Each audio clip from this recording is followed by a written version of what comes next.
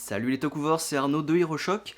Étant donné qu'on a terminé nos petites présentations du genre, aujourd'hui je vais vous présenter une série. Machine Sentai Kiramager est la 44e série du genre et par conséquent la première de l'ère Reiwa. Chose exceptionnelle, la série ne commence pas vraiment par l'épisode 1, mais par un épisode 0 qui est sorti au cinéma le 8 février 2020. Il nous présente le début de l'histoire, les personnages principaux et la création de l'équipe. Nous suivons donc Mabushina, la princesse du royaume de Krystaria, qui est obligée de fuir sa patrie suite à l'attaque de l'empire maléfique Jotunheim.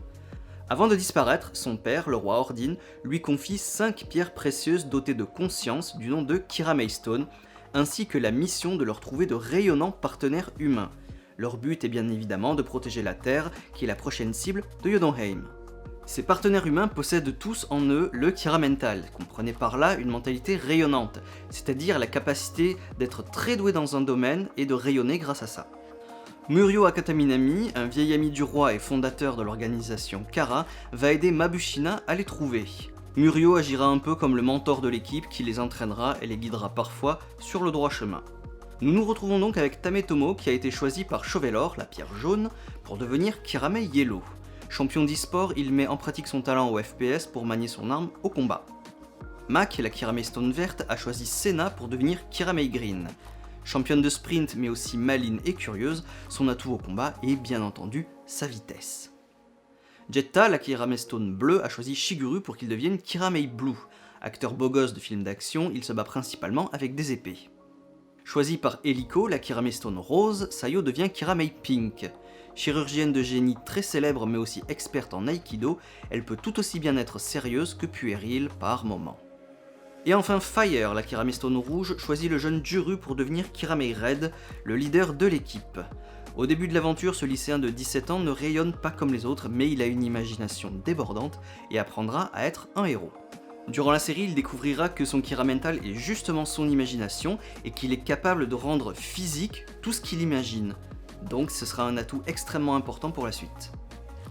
Après quelques temps, l'équipe sera bien entendu rejointe par un 6ème héros, Takamichi, qui se transformera en Kiramei Silver. Takamichi est un chasseur de trésors qui recherche un genre de pierre précieuse très particulier et son histoire se développera bien entendu tout au long de la série. Et donc tout ce beau monde doit se battre contre Jotunheim pour éviter que la Terre ne soit détruite, bien entendu. Alors du côté des méchants, même si on a l'ombre d'un empereur qui rôde, on reste quand même sur un méchant bien défini pour à peu près toute la série, c'est donc Garza. C'est un guerrier redoutable qui va développer une rivalité avec Kiramei Red tout au long de la série. Il est assisté par Clantula qui s'occupe de créer divers monstres qui donneront du fil à retordre à nos héros, et ils seront vite rejoints par Yodonna, une jeune femme froide, sans émotion et très déterminée à éliminer les Kiramagers. La série est écrite par Naruhisa Arakawa qui a notamment été le scénariste principal d'Aba Ranger, Deka Ranger, Gokaiger, Super Sentai Saikyo Battle et Akiba Ranger. En gros, que des succès. Étant un grand fan de Tokusatsu, Monsieur Arakawa a décidé de prendre un nouveau tournant pour la franchise. Ou plutôt devrais-je dire, un vieux tournant. En effet, cette série obéit à de vieux codes qui sont beaucoup moins mercantiles que les séries de ces dernières années. Là où par exemple dans Gokaiger ou dans Ryusoger, il y avait moult objets à collectionner et à activer de partout dans toute la collection qu'il y avait de jouets tout au fil de l'année, là non.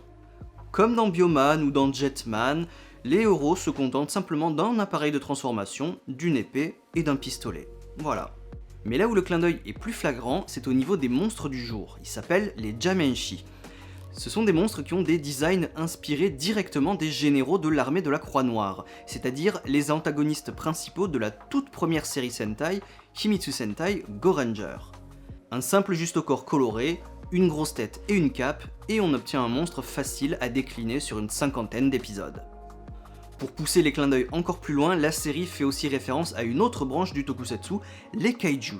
Ces monstres étranges prennent ici la forme des Jamenju, des créatures géantes que nos héros devront bien entendu affronter avec leurs robots. Kiramager a donc le potentiel de plaire aux plus petits grâce à sa bonne humeur et à ses héros colorés attachants, mais aussi aux plus grands grâce à son côté mercantile beaucoup moins mis en avant, ça peut en rebuter certains, et aussi parce que la série répond à des codes un petit peu plus traditionnels de Sentai comme on voyait il y a 20-30 ans. Voilà, j'espère que je vous ai donné envie de découvrir cette série fort sympathique et sans prise de tête, et n'oubliez pas que vous pouvez retrouver les dernières news Toku sur HeroShock.com. Ciao.